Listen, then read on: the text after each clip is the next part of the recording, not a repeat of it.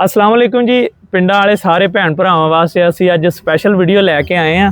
ਅੰਮੀ ਜੀ, ਪਿੰਡਾਂ ਥਾਵਾਂ ਦੇ ਵਿੱਚ ਜਦੋਂ ਖਾਤ ਆਉਂਦੇ ਹੁੰਦੇ ਸੀ ਪੁਰਾਣੇ ਵਕਤ ਦੇ ਵਿੱਚ, ਉਹਨਾਂ ਦੇ ਬਾਰੇ ਤੇ ਕੋਈ ਗੱਲ ਸੁਣਾਓ ਜੀ, ਆਪਣੇ ਪਿੰਡ ਵਾਲੇ ਧੀਆਂ ਪੁੱਤਰਾਂ ਨੂੰ। ਹਾਂਜੀ ਹਾਂਜੀ, ਉਹ ਪੁੱਤ ਕੀ ਹੋਣਾ, ਡਾਕੀਏ ਨੇ ਆਉਣਾ। ਹਾਂਜੀ, ਡਾਕੇ ਨੇ ਇੰਨੇ ਖਾਤ ਫੜੇ ਹੋਣ। ਹਾਂਜੀ, ਜਿਹੜੇ ਖਾਤ ਫੜੇ ਹੋਣੇ ਤੇ ਸਾਰਿਆਂ ਬੱਚਿਆਂ ਨੇ ਨੱਠਿਆਂ ਨੇ ਆ ਜਾਣਾ, ਸਾਡਾ ਵੀ ਖਾਤਾ, ਸਾਡਾ ਵੀ ਖਾਤਾ। ਉਹ ਕਹਿਣਾ ਪਿੱਛੇ ਤਾਂ ਸਾਡਾ ਨਹੀਂ, ਤੁਹਾਡਾ ਨਹੀਂ ਕੋਈ ਵੀ ਖਾਤ। ਜਿਹਨੇ ਪਤਾ ਲੱਗਣਾ ਵੀ ਇਹਨਾਂ ਦਾ ਖਾਤਾ ਨਾਮ ਬੋਲਿਆ, ਸਾਰਿਆਂ ਬੱਚਿਆਂ ਨੇ ਉਹਨਾਂ ਦੇ ਘਰ ਨੂੰ ਨੱਠ ਜਾਣਾ। ਯਾਨੀ ਕਿ ਜਿਹਦਾ ਨਾਮ ਬੋਲਣਾ ਤੇ ਉਹਨਾਂ ਨੇ ਦੇਖ ਕੇ ਪਹਿਲਾਂ ਹੀ ਭੱਜ ਜਾਣਾ, ਪਹਿਲਾਂ ਹੀ ਭੱਜ ਜਾਣਾ, ਕਹਿਣਾ ਤੁਹਾਡਾ ਖਾਤਾ ਆਇਆ। ਅੱਛਾ ਜੀ। ਸਾਰਿਆਂ ਨੇ ਇਕੱਠੇ ਹੋ ਜਾਣਾ, ਇਕੱਠੇ ਹੋ ਕੇ ਡੇੜੀਆਂ ਹੁੰਦੀਆਂ ਸੀ, ਉੱਥੇ ਬਹਿ ਜਾਣਾ ਮੰਜੇ ਦੇ ਉੱਤੇ ਨਾ।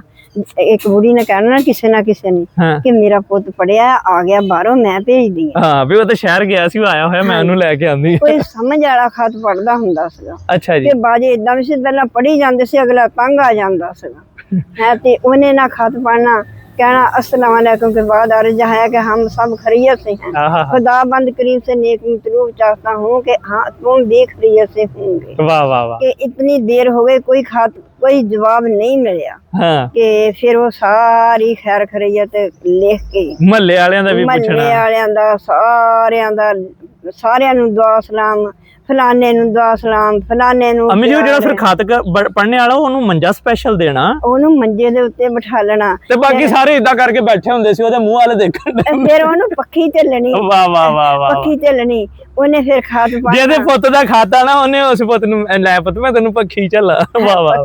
ਤੇ ਪੁੱਤ ਜੇ ਇੱਕ ਦਾ ਦੁਆ ਸਲਾਮ ਭੁੱਲ ਜਾਣਾ ਨਾ, ਉਹਨੇ ਨਾਰਾਜ਼ ਹੋ ਜਾਣਾ, ਪਰੇਸ਼ਾਨ। ਉਹਨੇ ਖਾਤ ਦੇਖਦੀ ਤੇ ਅੱਛਾ ਮੈਨੂੰ ਤੇ ਪੁੱਛਿਆ ਨਹੀਂ ਹੈਗਾ, ਹੁਣ ਪੁੱਤ ਸਾਡਾ ਸ਼ਹਿਰ ਚਲਾ ਗਿਆ ਨਾ, ਉਹਨੇ ਨਾਰਾਜ਼ ਹੋ ਕੇ ਚਲੇ ਜਾਣਾ, ਨਾਰਾਜ਼ ਹੋ ਕੇ ਚਲ ਜਾਣਾ। ਸਹੀ ਗੱਲ। ਤੇ ਬਰੰਗ ਖਾਤ ਕੀ ਹੁੰਦਾ ਸੀ? ਬਰੰਗ ਖਾਤ ਪੁੱਤ ਹੁੰਦਾ ਸੀ, ਉਹਦੇ ਪੈਸੇ ਦੇਣੇ ਪੈਂਦੇ ਹੁੰਦੇ ਸੀ।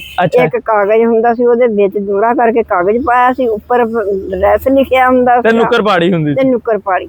ਅੱਛਾ ਜੀ। ਕਹਿਣਾ ਇਹਨੇ ਪੈਸੇ ਦਵੋ, ਤੇ ਜਿੱਲੇ ਉਹ ਖੋਲਣਾ ਤੇ ਕਹਿਣਾ ਅੱਲਾ ਹੀ ਖੈਰ ਕਰੇ। ਜਦੋਂ ਖਾਤ ਆਣਾ ਬਰੰਗ ਤੇ ਮਤਲਬ ਮਹੱਲੇ ਵਾਲੀਆਂ ਨੇ, ਪਿੰਡ ਵਾਲੀਆਂ ਨੇ, ਸਾਰੀਆਂ ਨੇ ਡਰ ਜਾਣਾ, ਕਹਿਣਾ ਖੈਰ ਹੋਵੇ। ਉਹ ਹੁੰਦਾ ਸੀ ਕੋਈ ਮਰ ਗਿਆ, ਕੋਈ ਮਰਨੇ ਵਾਲਾ ਆ, ਫੌਰਨ ਖਾਤ ਜਿਹੜਾ ਪਹੁੰਚ ਜਾਵੇ। ਸਹੀ ਗੱਲ ਹੈ। ਤੇ ਹੁਣ ਅੰਮੀ ਜੀ ਉਹ ਮੁਹੱਬਤਾਂ ਨਹੀਂ ਰਹੀਆਂ। ਨਹੀਂ ਨਹੀਂ ਨਹੀਂ, ਉਹ ਮੁਹੱਬਤਾਂ ਰਹੀਆਂ ਨਹੀਂ ਹੈਗੀਆਂ।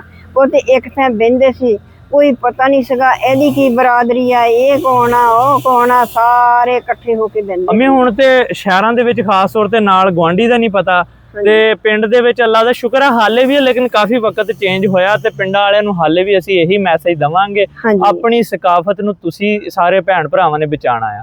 ਆਪਣੀ ਸਕਾਫਤ ਬਚਾਓ, ਆਪਣੇ ਵਿਰਸੇ ਨੂੰ ਬਚਾਓ, ਆਪਣੀਆਂ ਗੁਜ਼ਰੀਆਂ ਯਾਦਾਂ ਨੂੰ ਦੁਬਾਰਾ ਤਾਜ਼ਾ ਕਰੋ, ਆਪਣੇ ਮਹੱਲੇਦਾਰਾਂ ਨੂੰ ਆਪਣੇ ਰਿਸ਼ਤੇਦਾਰ ਸਮਝੋ, ਇਕੱਠੇ ਰਲ ਕੇ ਬੈਠੋ, ਇੱਕ ਦੂਸਰੇ ਦੀ ਖੈਰੀਅਤ ਪਤਾ ਕਰਨ ਜਾਇਆ ਕਰੋ।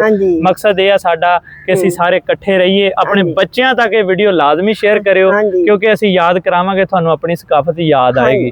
ਤੇ ਵੀਡੀਓ ਸਾਡੀ ਚੰਗੀ ਲੱਗੀ ਆ ਤਾਂ ਲਾਈਕ, ਕਮੈਂਟ, ਸ਼ੇਅਰ ਜ਼ਰੂਰ ਕਰਿਓ। ਦੁਆਵਾਂ 'ਚ ਯਾਦ ਰੱਖਿਓ। ਅੱਲਾ ਹਾਫਿਜ਼।